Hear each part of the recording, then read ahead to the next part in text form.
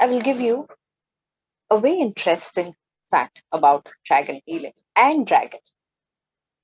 I hope our whole planet is so many different countries, more than 200 countries, right?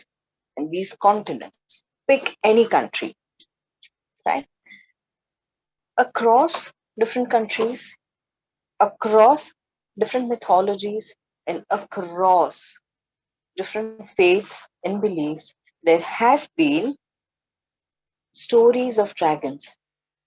Dragons coming and helping deities, gods, gurus, masters, or dragons fighting against an evil force, or dragons protecting something. Now, from all these countries, so whether it is Egypt, whether it is Persia, whether it is Vietnam, Cambodia, whether it is India, Tibet, China, Japan, USA, Mexico, all these countries have had their own stories of dragons and what really happened. Not only that, a lot of cave paintings and many different places have stories and connections with the dragons. Now, I see that someone has raised a hand here. My only request to you is please put your questions on Telegram group. I will be addressing you for now. Please allow me to say a little bit about dragons and I will be taking in your questions. So, now I'm going to divide all the dragon stories and myths and understandings into two different parts.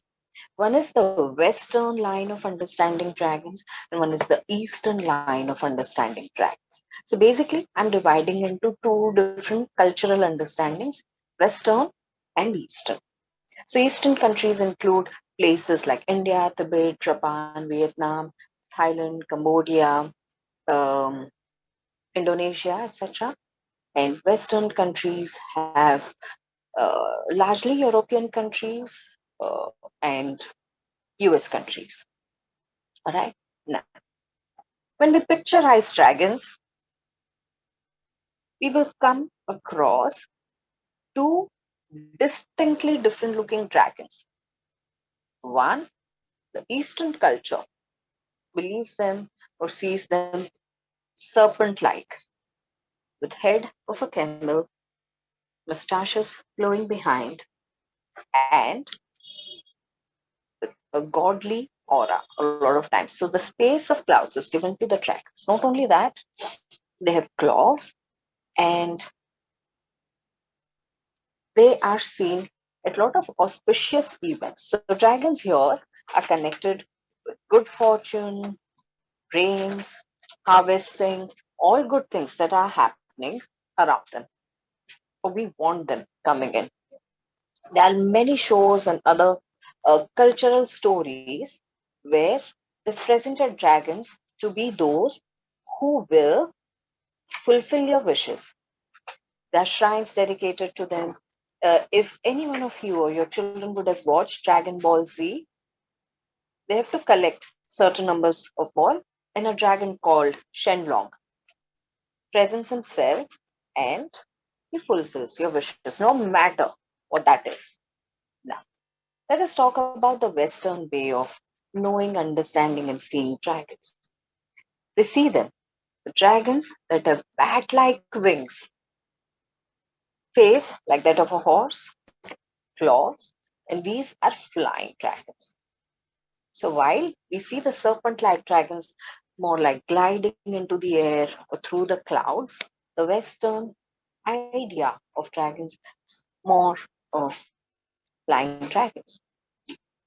Now, uh, if we know the story of Merlin, or we've ever come across Merlin, just write Merlin in the group, and you know that dragons have been connected with energy of magical practitioners. They are the one who bring out and alive the magic inside of you. But these are the light workers who hold the spot of truth, power, wisdom, and harmony for us.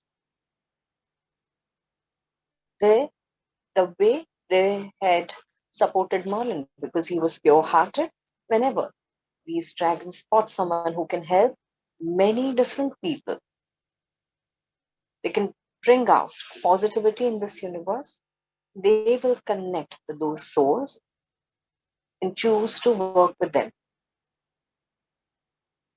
However, there was a period when a lot of turmoil happened, magical workers and the kings of those times. But dragons here are connected with protection.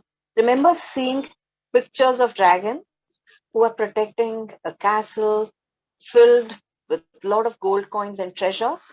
Yes. Remember seeing a dragon who's protecting a princess in a castle? Yes. Just say yes if you've seen something like that or if you've read a story like that, right? So now, these are different ways dragons have been portrayed. In Egyptian mythology, there's something else. In Western mythology, there's something else. And in Eastern. So, why am I telling you all these things? It's because when you start connecting with dragons, you will start coming across many stories and many different understandings. So that, and at that point in time, it is important for you to understand that, yeah, there are so many variations. People see them like, or people would want to work with them like. And we will come to some of the most common understanding that the Western and the Eastern dragons have. All right. Now, let us talk about what is one of the most common understanding. I told you about certain traits and virtues. Number one is dragons represent wisdom and guidance. Now, I'm moving forward to the kind of energies we are going to be connecting with when we receive our healings, our workshop, our learning. So, number one is wisdom. Number two is sheer positive power. Now, it is said that dragons belong to the angelic realm where there are angels, where are dragons, and there are unicorns.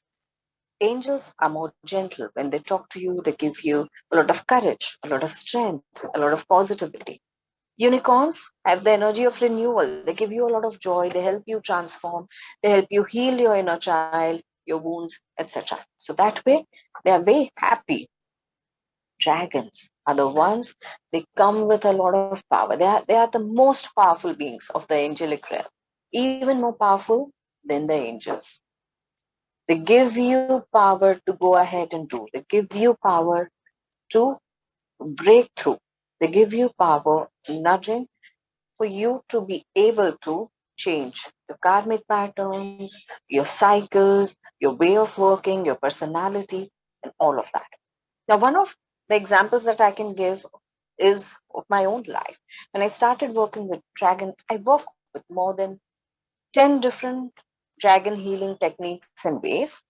Some of you already know about the celestial dragons healing system, but today I'm going to be talking about dragon reiki. So when I started working with both of them, I saw a change in the way my energy is. I could speak differently. I could speak more confidently. It worked on my skin, on my weight reduction, but most of all, I wanted a breakthrough in the way I sleep.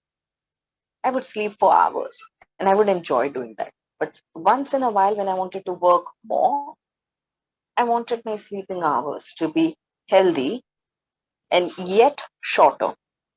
I did not have to ask my dragons to do it for me. These kind of corrections started happening inside of me on their own. So this beautiful experience that I started having across many different fronts led me to experiment more with dragons, led me to present more with dragons.